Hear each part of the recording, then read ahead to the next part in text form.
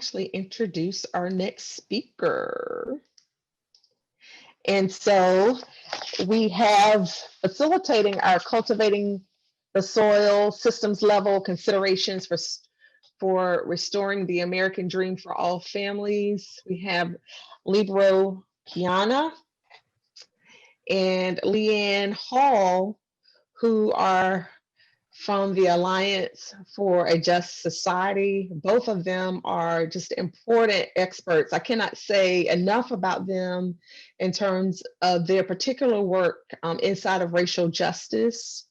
And really, both of them are grassroots leaders and just have some strong connections. They came to us by way of our wonderful colleagues at Race Forward, because both of them have strong ties within that organization, and have really not only come to us as subject matter experts within this space, but really thought partners with the partnership as we think about our important work of deepening and expanding our racial equity and our equity lens for all of the network. And so with that said, I am gonna hand off to Libero and LeeAnn. Take it away. Thank you, Tiffany.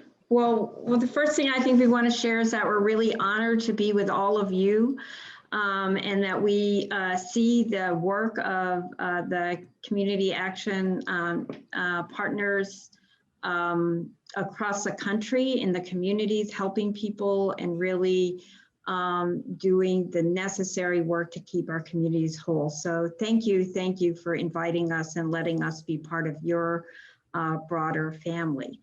My name's LeeAnn Hall. I'm the Executive Director of the Alliance for a Just Society, and in a minute you're going to meet Libero, Della, Piana, who is my work partner. And the Alliance for a Just Society is a national organization that works in communities, that helps organizations do training around racial justice and think about internal strategic planning, and also for some organizations where it's appropriate, run community-based campaigns. And with that said, I am going to hand it over to my work partner, Libero, Della, Piana. Hi, everyone. I'm Libero. It's really great to see everyone here today. I'm joining you all from East Harlem, New York. We were laughing earlier. I grew up in Salt Lake City, Utah, but I live in East Harlem. And yeah, we're just really excited to add to the conversation. I want to say a little bit about just what we're going to do today. We have about an hour and a half with you. And we want to start by sort of quickly regrounding some frameworks and understanding of how we think about systemic racism. And then we're going to jump into an exercise that is a reader's theater. We're going to invite you all to volunteer, some individuals to volunteer to help us act out, just read these short scripts to tell a story about the shaping of race and racism in this country. And then we're going to talk about the implications of systemic racism for your work, for the whole family approach, et cetera. So that's basically what we're going to do. And I just really want to say, like, we're building on the work of that all of you all did yesterday, and Mimua's presentation and what Jerry just shared. So yeah, with that, why don't I'm gonna share my screen, and we're gonna jump right in. So first of all, you know, some of these concepts were introduced by me, and many of you already have some deep work and understanding, but we wanted to just recenter that we're talking about both racial equity, but also racial justice. And me talked about this yesterday, that we're talking about equity as a measure. It's an important measure. It tells us, are there equitable outcomes? Are people getting what they need? But it doesn't answer the question of, is the system just? right? So we don't want just equal access or equitable access to an unjust system. Racial justice is about leaning into full liberation. So for us, as the slide says, racial justice aims at full liberation for all. Racial justice acknowledges that racial equity and racial equality are necessary but not sufficient, and that racial justice in action is proactive reinforcement of policies, practices, attitudes, and actions that produce equitable power, access, and opportunities, treatment, and impacts for all, right? And that this is a stretch for us, right? It's not just about sort of making it equal, but making it right. And of course, we have this quote from Reverend Martin Luther King Jr. Now is the time to rise from the dark and desolate valley of segregation to the sunlit path of racial justice, right? And this is from the I Have a Dream speech. So that's one of our important frameworks where we begin. The other is that we believe that racism operates in different ways at different levels. And this is really important because, you know, in this year, when there has been this huge upsurge of racial justice moment in the wake of the killing of George Floyd, and when there's such a debate happening about race and racism in the country, when millions of minds are being shifted, you know, sometimes we're having different conversations, right? So when we talk about racism, people are talking about very different things. So this framework helps us try to identify that racism is more than one thing. So first of all, racism is a system of oppression, right? It's not just an idea. It's not just sort of hate, which is the word that gets used. It's a system of oppression. And it operates on a micro level. And that first one is the individual level. It's the level of our ideas inside of ourselves, our thoughts, our ideas, our conceptions about each other. And this can be, for people of color, sort of internalized racism. It can be white privilege for our white friends and relatives. That these are all these different ways that we get impacted by racist ideas and instincts. And then there's interpersonal, which is how we act on racism to each other. It can be things like microaggressions, small mundane acts that add up and are corrosive. It can be hate speech. It can be hate crimes. It can be acts of individuals or groups, but it's basically how we interact with each other, you know, based on these racist assumptions of society. So that micro level is often where society leaves the definition, right? It's focused on, you know, one of the things I always crack up about is people say, like, I don't have a racist bone in my body. But of course, racism isn't a bone disease. It's a system of oppression, right? And that it's not just about proactive, intentional bigotry. It's also about racist outcomes, intentional or not. So that's where we go to the macro level. So institutional racism. This is all of the practices and policies of institutions, large and small, that create unequal, unequitable outcomes. It can be government institutions. It can be businesses. It could be our religious institutions and churches. It can be the family. But these institutions have policies and practices that not only create unequitable outcomes, they also regenerate the ideas of racism, right? They teach, you know, people aren't born racist. They learn it. They learn it in our families, in our churches, in our schools. They learn it from media, right? That's where institutional racism plays out. And finally, there's systemic racism. And this is really where culture and history play a part. There is no single policy you can change, no single practice that you can shift to change systemic racism. It is the sum total of sort of the history and assumptions and the culture that sort of shape all of the rest of this. And all the other three levels sort of flow from the systemic level. So that's what we're going to dig into today, is to figure out, like, where does this systemic racism come from? And like, and what can we do about it, right? Where does it come from? Where does systemic racism come from? So it just so happens that 17th century Virginia is where a lot of what we know about race and racism in this country was shaped and defined. And we're going to, and in fact, there's key moments in history, this is important too, where we understand that big shifts happen. Big shifts happen, right? Racism is always changing and adapting, but there's moments where these big shifts happen that really define race and racism. So it was on your document, your landing page with resources. There's this Reader's Theater handout, but I also put it in the chat just now. What we're going to do is look at two moments in history in 17th century Virginia. And we're going to ask for two volunteers for each moment in history to play the role of an actual historic person in order to tell the tale of how systemic racism, part of how systemic racism was created in this country. So the link is in the chat. You can read along. Are there two folks who would volunteer to turn your camera on and unmute and help us read this scenario?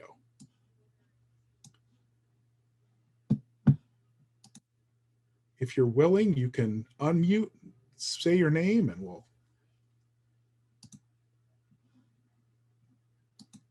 Come on now, I know you aren't shy.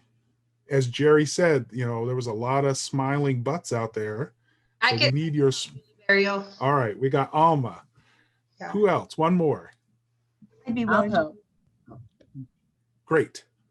So Alma, you'll be our first character, and you can read it off the slide, or you can read it off the packet. And let me just begin. I'll set the stage. I'll be the narrator. So it's 1619 in Jamestown, Virginia.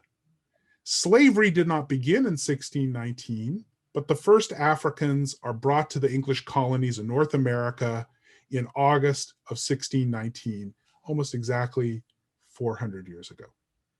It begins the process that becomes the system of slavery in the United States.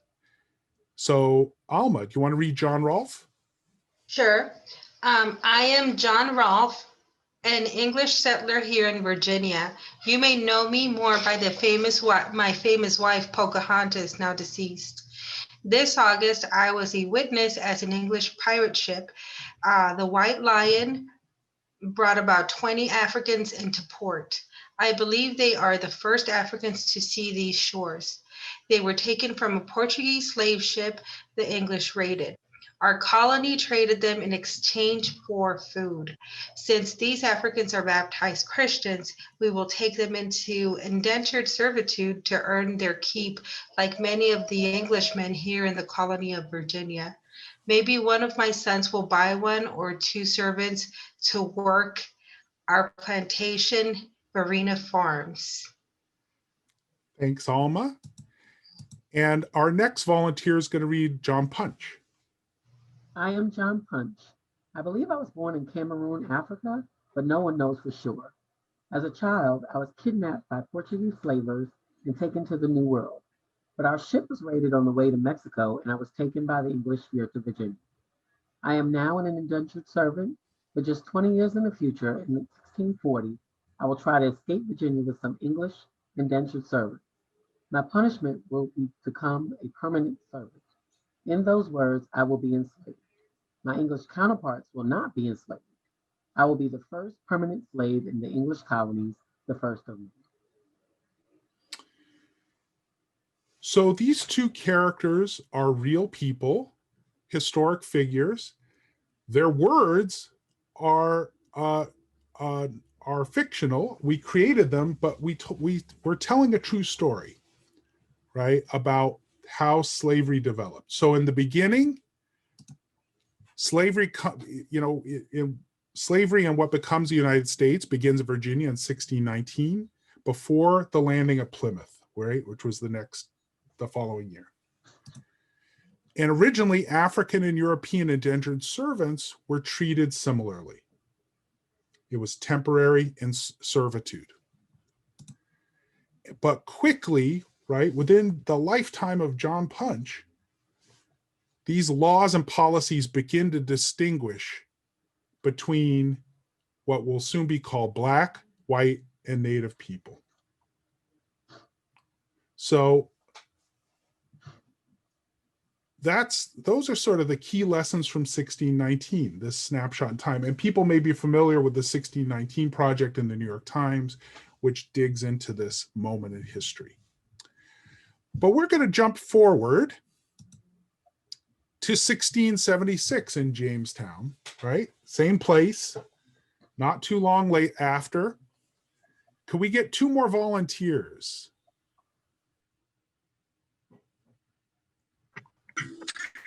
I'll volunteer. I'll volunteer. This is Sharita.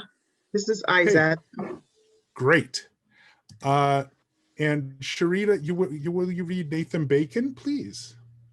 And let me just read the narration first. All right. Bacon's Rebellion is the first uprising in the British colonies in North America. It unites Black and white, but for anti-Indian goals. The reaction to this rebellion helps define differences between Black, white, and Native that we still live with today. Sharita. I am Nathaniel Bacon. I was born into a rich merchant family in England and came to Virginia as a planter.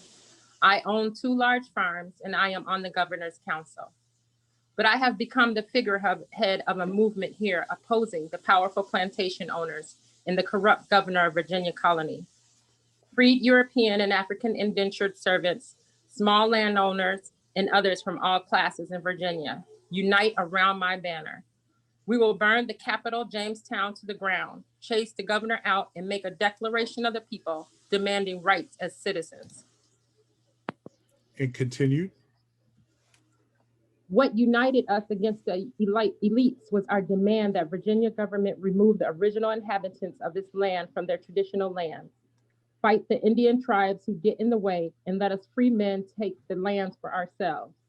We believe the land belongs to good Christians, not to the savage Indians. For nearly a year, my small army of 500 men roams around Virginia, killing the native people and fighting the government's troops. Eventually, I die and the rebellion ends. But our rebellion inspires another uprising 100 years from now. And that rebellion is, of course, the American Revolution, which was very much inspired by Bacon's Rebellion. And our next volunteer, will you read William Berkley? Yes. I am William Berkley, the governor of the English colony of Virginia. I am on a ship sailing back to England because I failed to stop Bacon and his rebellion. But the small group of Englishmen that rule Virginia has learned a hard lesson. They will pass laws over the next few years that will divide the coalition that united under Bacon. The descendants of African indentured servants will become enslaved for life, and their children too. Freed Negroes will be barred from owning European indentured servants. Virginia will reduce and eventually eliminate indentured servitude to be replaced by slavery. Negroes will be barred from Indian lands, and Indian land will increasingly be taken by military force to appease English farmers. So we see that in a very short period of time, about 50 years, you have a loose system that begun of indentured servitude, which gets increasingly racialized. And after Bacon's Rebellion, the elites say we cannot have the freed Blacks and freed Europeans united against the big landowning class. and they make rules that harden the lines between the races for the first time. And they, and you'll see in the timeline that we provided as well, there's a whole set of steps that create the legal structures for separating these different so-called races. So the lessons here is that it was in this moment that whiteness was invented. Up until then, the distinction was between Christian and so-called savage. But beginning in Bacon's Rebellion, the first laws are created to distinguish a so-called whiteness, that Europeans had some common racial identity. Race is a construct. It changes due to policies and practices in society. And that's something that Jerry shared earlier, right? That like we're all relatives. And we often say racism is real, but race is not. And this is a moment when that concept of race gets solidified. Second, the rules of race hardened in the US after Bacon's Rebellion in 1676. So a small group of elites realize that there is a problem, and they use the hardening of these racial lines in order to maintain their power and wealth. A small group of elites benefit from racial division between Black, white, and Native people, right? But it's also important to remember that in Bacon's Rebellion, while it was held up as a liberatory event by the American Revolution and the Founding Fathers, they were united to take the land of Native people. They wanted, to them, being a, quote, freedman meant the right to take land that belonged to the Native people for themselves, right? That's what freedom was. So what we're going to do, I'm going to hand it to LeeAnn, and we're going to jump into small groups to discuss this a little bit. Great. So we're gonna put people in small groups in just a minute, and we're asking people to answer this question: what was your biggest discovery from history? How does the origin of race and racism shape, how does the origin of racism shape today's society and the racism that we're experiencing? To report back, so you're going to have 20 minutes in your small group to discuss this question. To report back, you go to menti.com and enter the code 2179647, and you can write your answer to that question in the Menti. And then I put the link in the chat too. Oh, thank you, Libero. And then we'll all be able to see it and share everyone's answers and report back. So we're going to divide people into small groups now.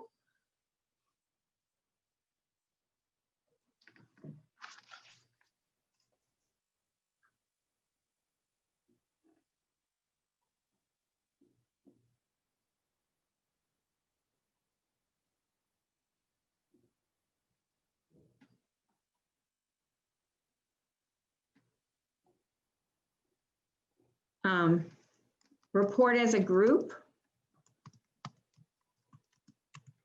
So, but the group should reflect everybody's, opinions. So. Hold on, it looks like people are in pre-assigned rooms, and I want to do random rooms.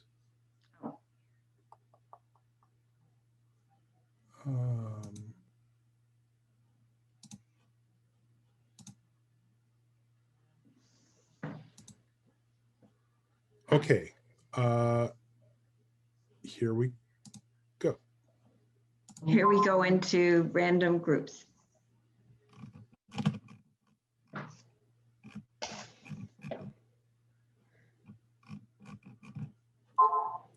And the co-hosts can join any room. You can just select it from the breakout room menu.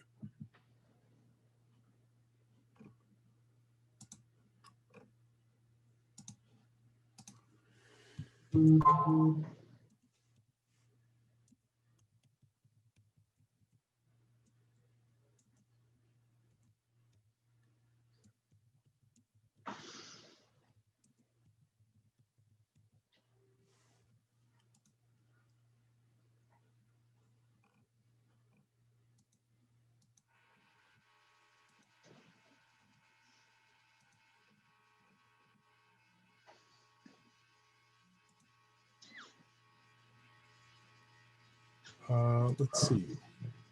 Well, we have a lot of unassigned folks. If folks are still in the general room, you can jump into your assigned room if you want.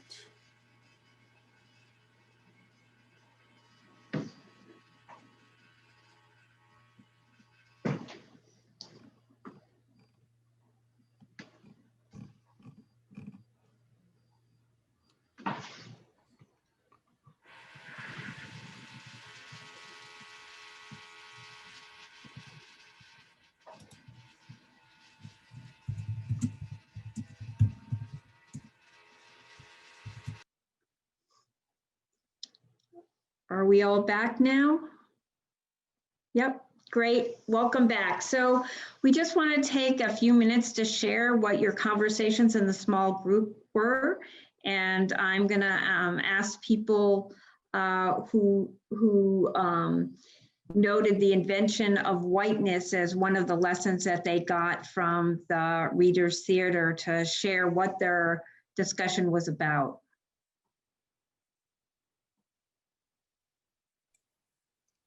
Hi, this is Wendy from Kentucky, and I think I was in breakout room number 8, I think. But one thing that our group, and we did go with the invention of whiteness, but one of the interesting things our group found was that there's so much division in what we're looking at in the 400 years of racism and resistance in Virginia, and that we, for the last 2 days, have been talking about whole families and whole communities. And we found that to be very interesting. Thank you for sharing. Anyone else that put down the invention of whiteness want to share what their discussion was about? Hello, I'm Monica Goldberg with the Test Community Action Center. I think we were group 9, but it might have been 10. I could be wrong. We also talked about the invention, or chose the invention of whiteness. And for us, it was really seeing the parallels of, from that invention to the issues that we're facing today. We had one of the group members was from Minnesota, and was actually their building was damaged during the riots over George Floyd. So it was just very interesting to see the origin of, our distress and the current destruction that's happening in our country. So it was very relatable to what we're going through now. Thank you, Monica. So let's move on to comments about how race was shaped by laws and policies. Can we hear from a couple of the groups that chose that? Hi, I think our group indirectly chose that. And I apologize, I don't remember what breakout room we were in. It doesn't matter. We talked about kind of how it not only shaped laws and policies, but how it kind of translated into kind of how we are today. So even then, if you were a free man, race still dictated laws and policies that made you almost still enslaved. And even now here, race dictates we may be free as people of color, but there are still laws and policies that still oppress us in a way that is the equivalent of slavery. That's an excellent point. Really making the through line between the original design, and also that some people were clearly benefiting back then and people are clearly benefiting right now. So thank you, Kia. Anybody else would like to, another group, please comment on? This is, I don't know what group we were. I think ours comes under that category as well. And we talked about what the definition of freedom really was and how it is today. And we learned about fighting for freedom. How free are we as people of color?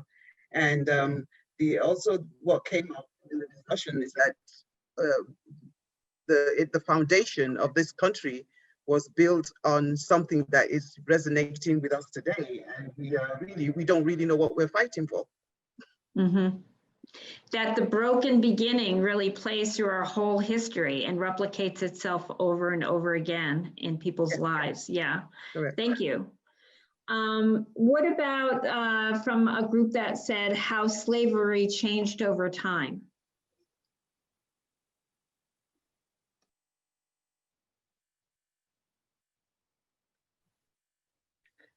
I can address that. Our group really struggled with which one of these to select. We said we could select them all because we really learned something in each category.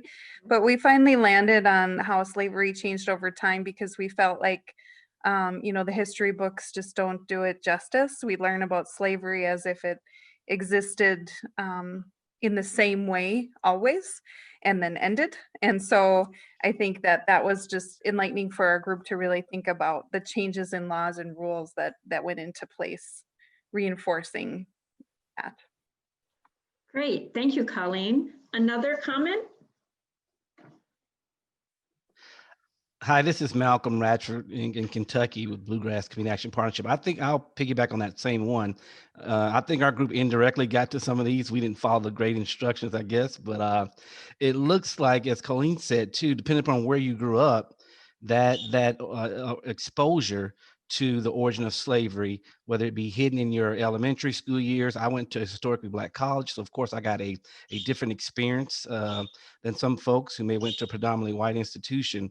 And so it kind of, I grew up in Talladega, Alabama, from the Deep South. So it was different for me in terms of just this origin of slavery, in the 1970s, in terms of that history lesson. But also, if you go back to my hometown today, 2020, it's still segregated that way. So, and people may not understand that, but it is.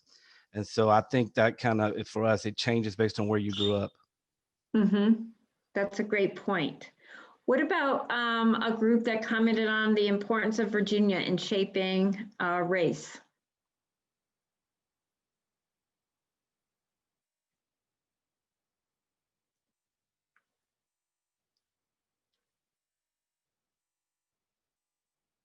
Any reflections?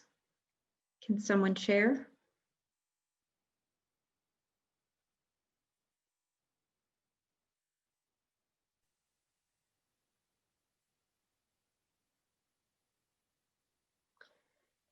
We had a person in our group, Jamar from Virginia. He said some great things. I wish he would chime in right now. He's from Virginia. I will chime in for you. There he is. Thank you. There he is, Jamar. Thank you. Born and raised in the great state of Virginia. Yeah, so I think it's one of those things where, growing up in the public school systems in Virginia, doing my undergrad in Virginia, we got a pretty decent conversation was about, what Virginia's impact was in terms of shaping sort of what colonialization looked like, in terms of like slavery and sort of like the model of like relations with like different races and whatnot.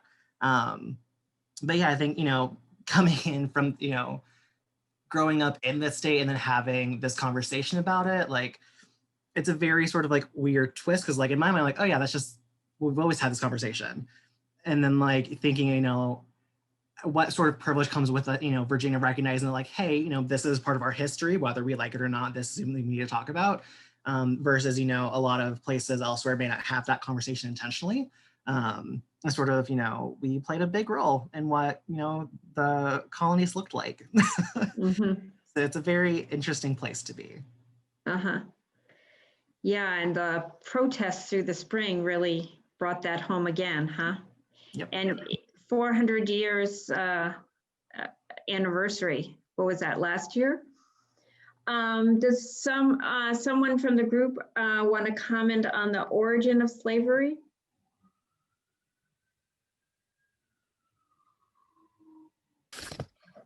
Hi, this is Faith Brooks, and I was in group 6, and we just kind of talked about, how all of this started, the whole trajectory of racism and oppression and, all the things that transpired throughout the years. But if you, really think about it, the Bible says there's nothing new under the sun.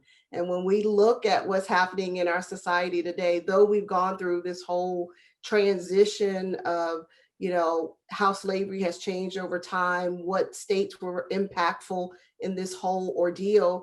But when you really look at it, the mindset of people has not changed, though there may be some, some who are doing things a little different than we used to, but a lot of the mindset has not changed. So understanding the origin and where all of this started and how all of this came to light, I think is important for us to know in the society that we live in today. Yeah, it wasn't just happenstance, right? It was created by the interests of a ruling class, and those the ramifications of those decisions, those distinctions live with us today in policy and practice, and really shape our country. And we're still struggling to push back against it. So I'm going to hand it back to Libero to talk about our next exercise. Great, and thanks for the great discussion and input into this. I just want to draw a few conclusions and also talk about this workshop in context a little bit.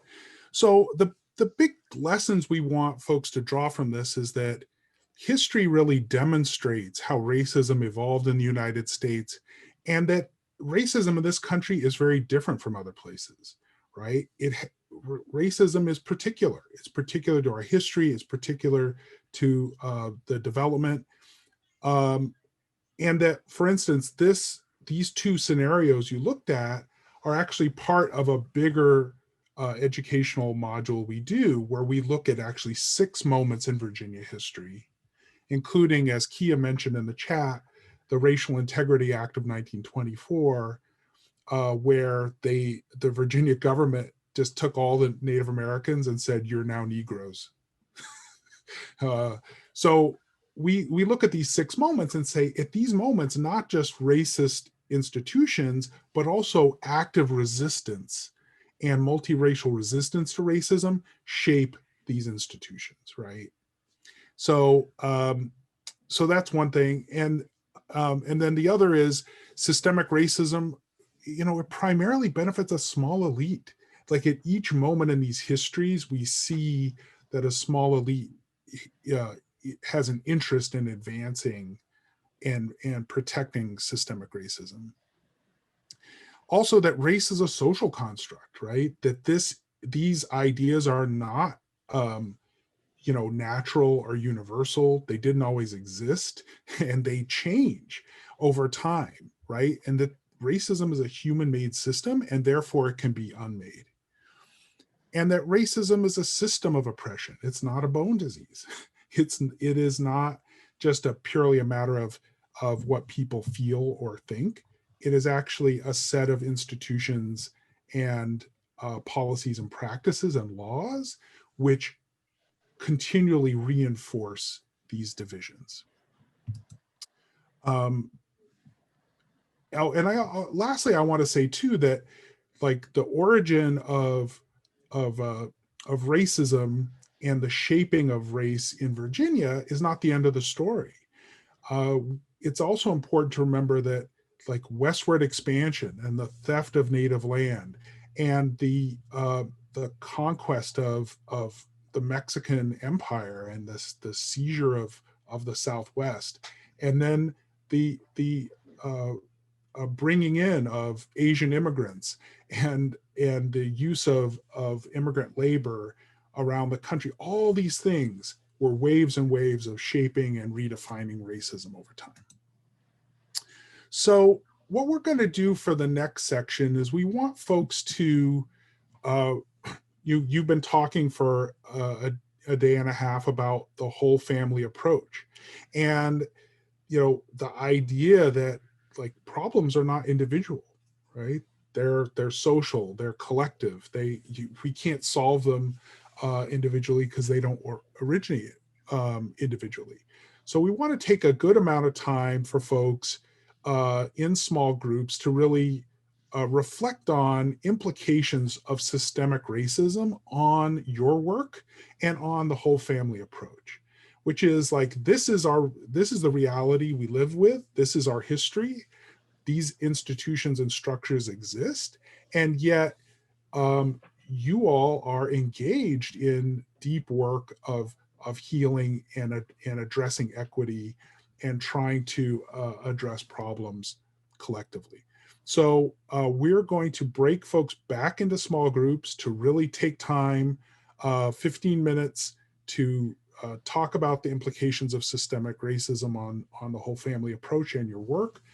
And then we're going to do a similar report back, except this time you have space to write. Every individual, all of you can take time to write on the Menti your reflection. What does this mean for the work? What are implications for the work, for the whole family approach? And we'll come back and discuss it more. So we're going to break you back out into your groups. And I will put in the chat again the same Menti link, and I'll give you time checks as we get closer. And first of all, any questions before we jump in?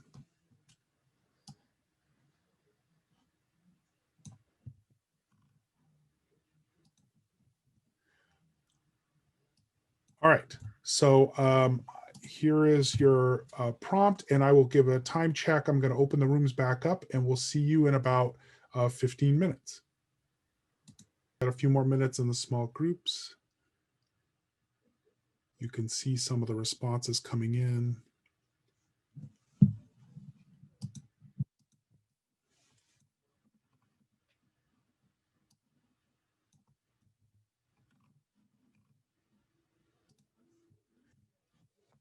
Also, if you haven't already, you can go to menti.com or click the link in the chat and write down your thoughts.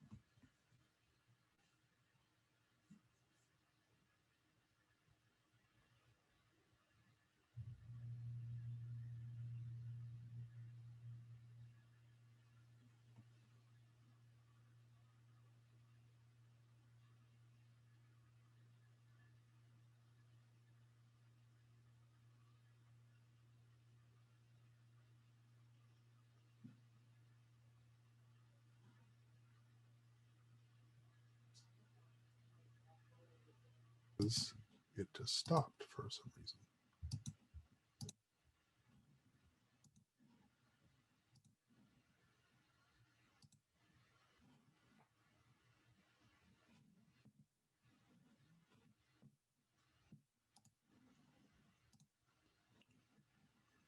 Okay, let's try this again. Great. Welcome back, everyone. Hope you had a little time to dig into this. There's still time for folks to add your thoughts to the Menti. I'll put that in the chat again right now. You can click the link or go to menti.com and you can type in the code at the top. I just wanted to get a few reflections. There's some really interesting conversations going on and reflections here in the Menti. You know, one of the things that I think about is that we're always like threading the needle about like recognizing the power of systemic racism, which is this hugely powerful, difficult to change, hundreds of years of history that's so embedded, and understanding that, and at the same time recognizing that systemic racism is not an absolute. It doesn't define our outcomes. It doesn't define our actions, and that in fact our actions can impact it and shape it. And that comes at the individual level too. The work you all do to help individuals and families grow and thrive and achieve has power even in the face of this systemic racism. So I just wanted to pull out some of the things here from the responses we're getting. People should add more. There's 100 of you and we got about 25 responses. So I know there's a lot more ideas out there that came up in the discussion. And it was also asked, we're going to share these with everyone afterwards. But we want to hear from you a little bit right now. I'll pull out a few things. One, people are saying treat everyone equally with respect, active listening, use an equity lens, understanding implicit bias, ensuring that the approach is flexible to accommodate the diversity of your clients, also ensuring your agency, staff, and board reflects diversity to create an inclusive environment where people feel comfortable. We need to self-check with numbers and data on whether or not our approach is reaching those in need. We can't just meet people where they are, but where they come from on the scale of oppression. Let's see. There were some other ones here.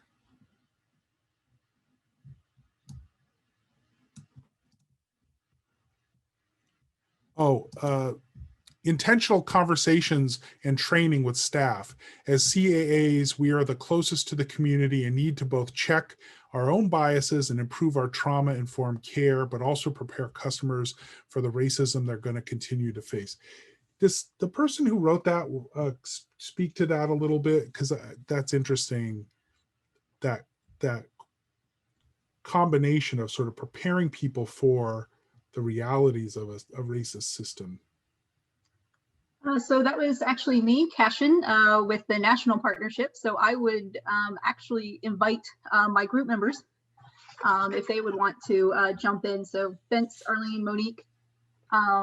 But a lot of what we were trying to get at was how much happens at the front line with our staff, and that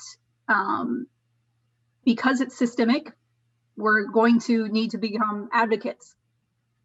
Both for the customers and preparing those customers to be advocates later on, because they're going to keep coming up against these institutions as they go out throughout their community. But like I said, I'm the national, so I'd rather have Arlene, Vince, and Monique kind of jump in and add to that.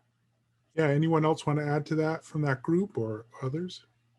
I think you said it well, and you know it's I think important to note that these are the waters that our clients and customers and we swim in all the time, and us getting a handle on it, being able to better understand it ourselves and be able to work with our partners and have them understand how this impacts and how it can either create barriers or support growth within our families and also within our organizations.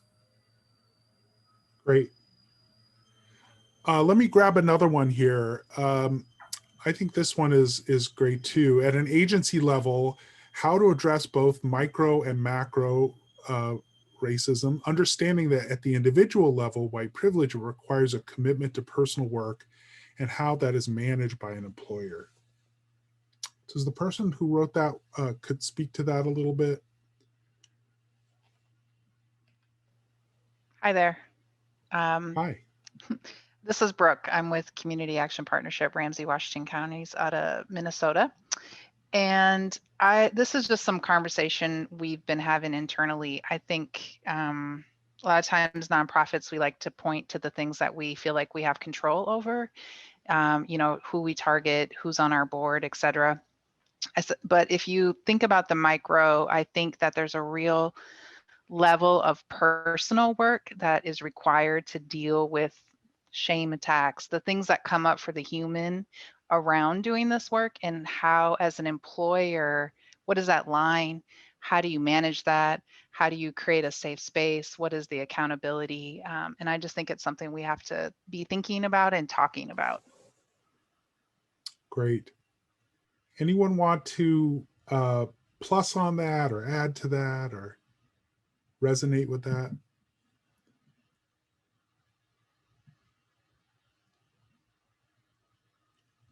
Well, thank you, Brooke. I think that that's really important, that just because we're talking about systems and institutions, there is that human impact and human level of experience that's really important to address. Let's see what other, there was one other one here that I wanted to pull up. Racism must be confronted whenever we see it. The approach may be different based on communities, but it must be confronted whether it's personal or systemic. Does someone want to speak to that? Who wrote that?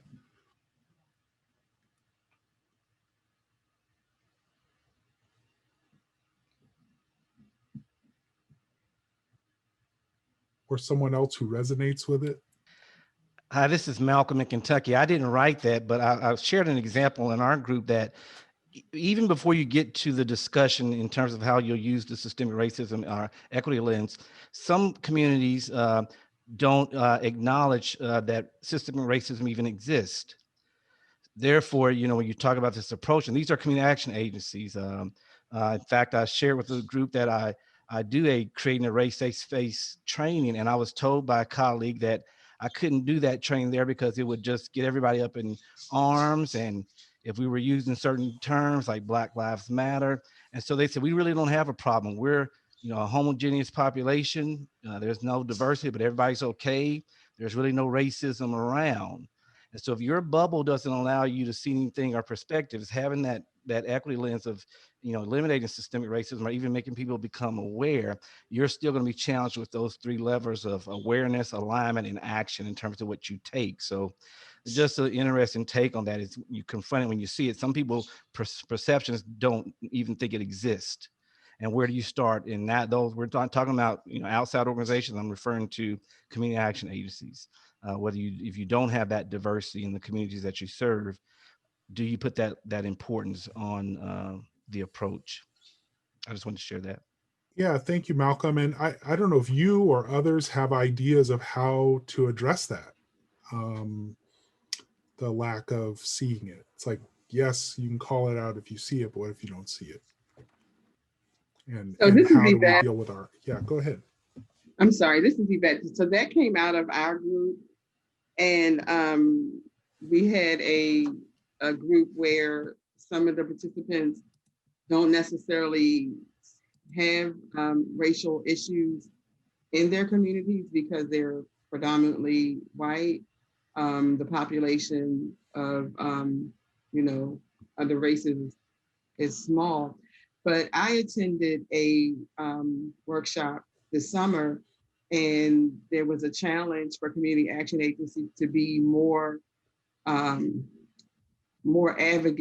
to just really push to be advocates as far as social justice is concerned, because we sometimes tend to be timid because of political reasons, and we don't want to, be seen as being political. And so how do you balance that to be, true to your funders, but still be true to the customers that you serve because of what they're experiencing?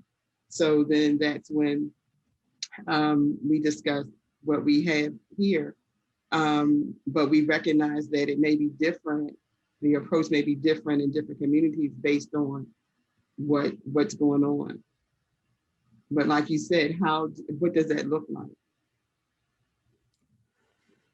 Thank you for sharing that, Yvette. And, one of the things that to me that's important about the idea of systemic racism is that you don't have to have a community could be, an all-white community, and systemic racism is still at play, right? It's not about interpersonal.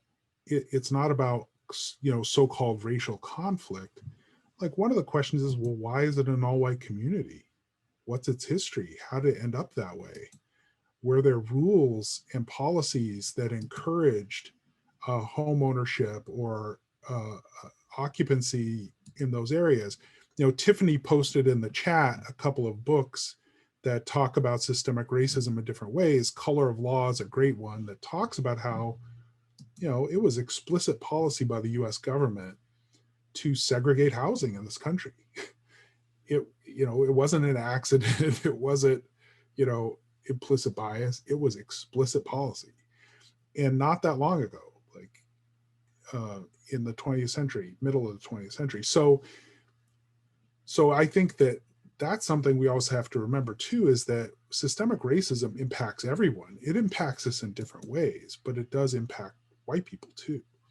And it shapes and often limits, in fact, their own aspirations, right? Let's see. So there were some other ones that looked interesting here. We need to learn cultural norms and educate our staff through trainings, as well as hire staff that look like people we serve. Does someone want to speak to that one?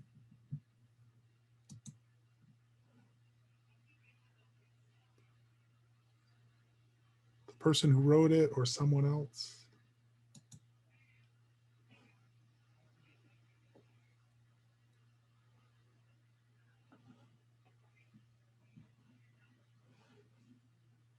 Anybody?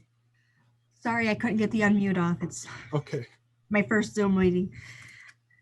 Welcome. Okay, yeah, so that's pretty much what we were talking about. How we need to educate our staff, make sure they are well informed of cultural differences, and it needs to be a full approach, not just a one-time training, but to make sure that we do a full cultural shift of how we are from the time somebody enters the building until they leave, and a whole lifestyle change. And we also need to make sure that we are hiring people that look like the people that we serve, that's very important. And then that's a good way to make some shifts there on learning and helping one another through that whole approach. Great, thank you for sharing. All right, let's pull a few more things out here. We, our funders, our government need to recognize that the reasons people living in poverty is a result of historical and intentional racism. There must be something done to repair and redress these historical wrongs. Someone want to speak to that? Who added that to our conversation? Hi, yes, that was me. I think that we have to acknowledge that of the reason why people potentially are in poverty is not necessarily because of individual result, but an intentional exclusion from accumulating wealth, intentional exclusion from purchasing homes or obtaining a job or whatever. But there hasn't been a reckoning. I mean, you're building on this, you're building a house on a foundation of sand where, there's this, crimes that our nation was built on, and that has not been addressed. And one of my colleagues here in Washington State, she runs Community Action Agency in Tacoma, which is south of us.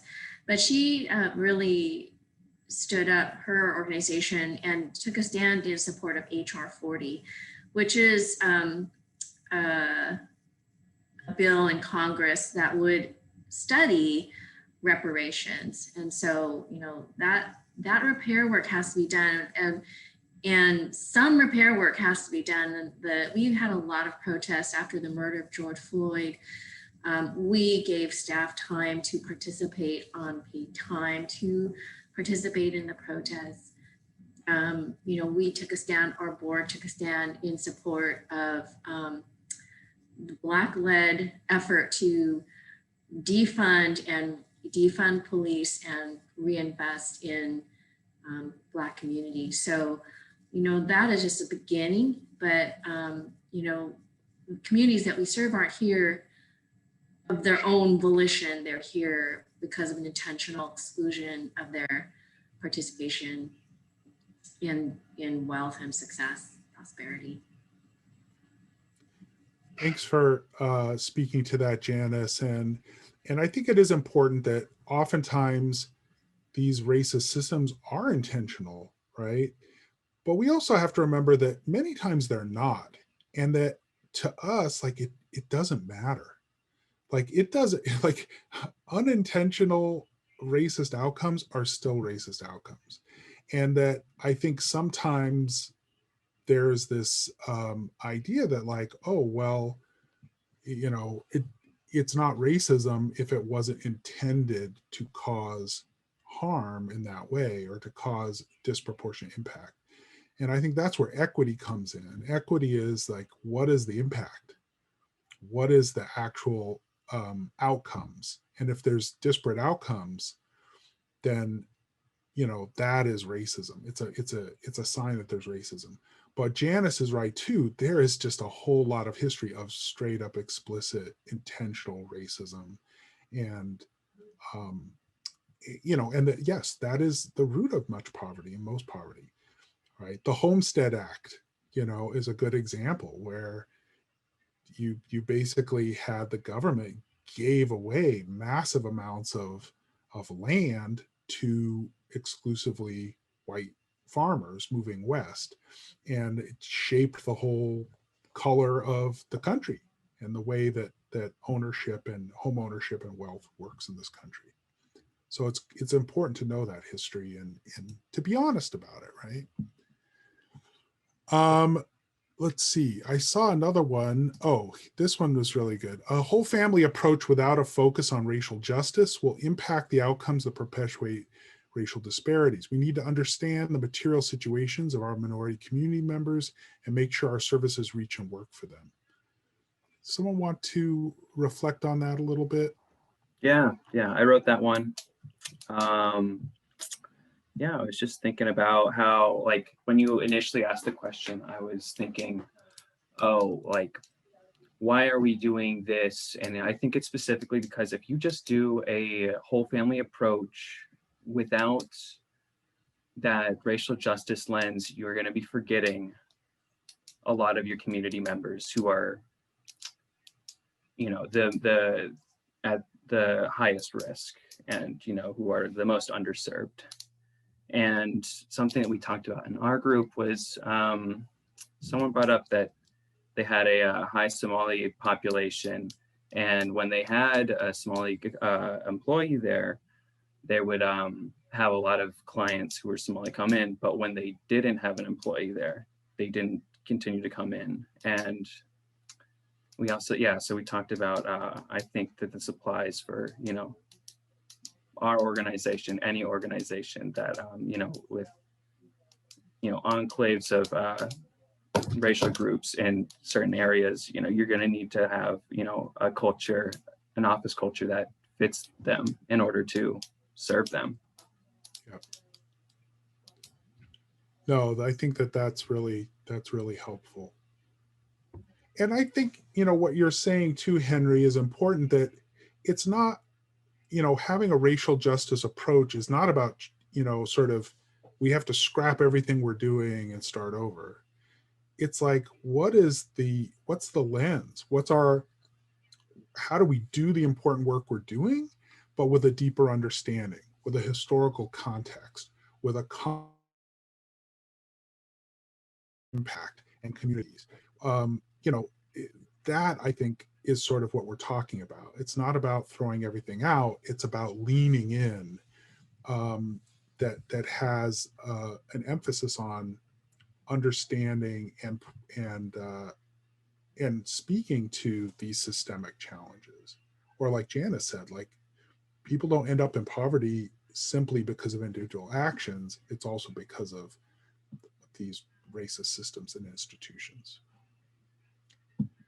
Any other folks want to reflect on that aspect? I would. This is Yvette. What you said is so true, because even though we had bilingual services and our clients could speak with someone who could translate or whatever, but when we changed our front desk, when we changed who was actually receiving our clients doing intake, our numbers changed. So just to be able to have that personal touch, I guess it changed the dynamics of people really feeling welcome into our, even though we provided services and we always have, but just having the different faces for people to see, it changed our numbers for the good. Yeah, absolutely. Absolutely. And I think similarly, there's this other comment here. You know, that means we have to look at our data, our process, our policy, our procedures, our forms, our websites to see if they're part of systems of impeding access, growth, and participation, right? It's about looking anew at everything you're doing and figuring out, like, is this unintentionally contributing or reinforcing systems of racism? Are there things that are getting in the way of access? Are there things that are, you know, getting in the way of us, you know, of you achieving your mission, right? Of combating poverty. So that's, I think, exactly what we're talking about. We have a few more minutes. I wanted to see if there is anything that wasn't already spoken here, that wasn't named. And again, we'll share out all of this so you'll be able to look in detail at all the responses, but I'm going to stop sharing. And just see, like, the reflections either on the framework of sort of thinking about racial justice and different levels of racism, looking at history, the sort of key moments that help shape systemic racism that we're still living with today, and its implications for you, your work, the whole family approach. I just want to open it up for a few minutes to see if there's anything to add. Hi there. I actually would like to say something about that. I think it's also really important that as we look at systemic racism and poverty through the Community Action Agency lens, that we also really think about the intersectionality with class, because there's a real connection between that, and we're not gonna resolve poverty issues even if we address systemic racism if we're also not looking at class at the same time. I mean, absolutely, Kat. I think you nailed it. In fact, you know, myself and a lot of us who are doing training on this stuff, we talk about race and class together. That in fact, in the United States, like that scenario we looked at is an example that from the very beginning, the question of class position, of wealth, and race were bound up together from the very beginning. And that, so yes, it's important both from an analysis point of view, but also from a practical point of view. You can't separate those things. It's really important.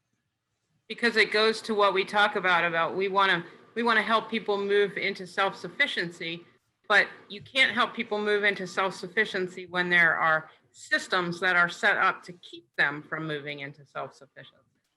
Absolutely. And one of the things that LeeAnn talks about, and actually she had to run a little bit early, but is that in the work she used to do in Idaho with community organizing, is that, you know, this was a state where, you know, it was very white, and they were organizing white, rural, low-income folks. And, you know, one of the things they'd say is like, yeah, we're all screwed, but we're screwed in different ways. And so it wasn't about saying like, you know, it's just about race and your reality has no meaning. It was about saying, can you understand how race operates, and that people are sort of screwed in different ways, and that there are different systems set up for low-income white folks and low-income people of color. So there's a lot of commonalities, but there's also important differences. Yeah, I put it in the post, but a great book, if anybody's interested, is Sarah Smarsh's Heartland, which is about class in the flyover states and just what you're talking about. Someone else is going to jump in? Yeah, go ahead. Yeah, this is Roxanne McGowan, Anna Rundle. I appreciate Janice and what they're doing. Again, we can do all the things that we can advocate for our customers and empower them and empower our staff and the agency. But again, those systems, housing and education, Department of Social Services, these processes that they have been in place for years and years, and nothing's changed. I mean, they put these processes in place 40, 50 years ago, and it's a whole different generation, whole different, group of people that are living in this reality today. And that how do we make that change with the policies and the people who make these decisions for everyone else, I guess is. Well, that I think is a big question. And, one of the things that like LeeAnn and I, we come out of a community organizing background. For us, the question of power is important when we think about system change and institutional change. Your organizations, I think, have a dual role. You both provide a direct service, but you're also advocates. And that looks different from organization to organization. It looks different at different levels. But I think you have an advocacy role. You have a voice. You can educate people. You can speak to changes that need to happen. But we also, like, personally, I believe that like building the power of low-income people, having being organized in order to make a demand and make a change is an important part of the equation, because even the laws that gave birth to the CAP, agencies and network, like those came out of struggle, right? They came out of the civil rights movement, and that it took people organized into powerful force to win those things. And I think that that's going all the way back to 1619 and Bacon's Rebellion. It was organized people who were able to make those changes and to resist racism, to resist poverty, and to change institutions. So anyway, that's sort of my perspective on it. Are there any other last quick thoughts before we wrap up? This has been a really rich conversation, really great. You guys are in the work. You're dug in, you're thinking about this stuff. It's been really great. But any other last thoughts? I just wanted to say, like, when it comes to the systematic racism, I always think about like our entity itself. So within our own agencies, I feel like that in order for us to tackle those big giants on the outside of our walls, we need to tackle those giants that are in our walls. That's the first and foremost thing to do. That includes educating one another. That includes being honest and truthful about what you're dealing with and how you are dealing with it. Because that goes to say, for any situation, how can you help someone else when you haven't helped yourself? And if we're all on the same page, working for the same agency, working towards the same mission, we need to be able to do that. So that's just my last thoughts about it. That's a great note to end on, Sharetta, that institutional racism impacts all of our institutions, even our own agencies, our own organizations, and we have power over those, right? We have the power to make the change internally that we want to see. So that's a great thing to end on. I also want to just say that I think that acknowledging history, better understanding that race is not real, but racism is, looking at how racism operates at different levels, and thinking about the origins of systemic racism will all help lean into the racial justice moment for your agencies, for your communities. I really appreciate the work you all have done here today, and thanks for being a part of that. And looking forward to working with you all more. So I am going to hand it off back to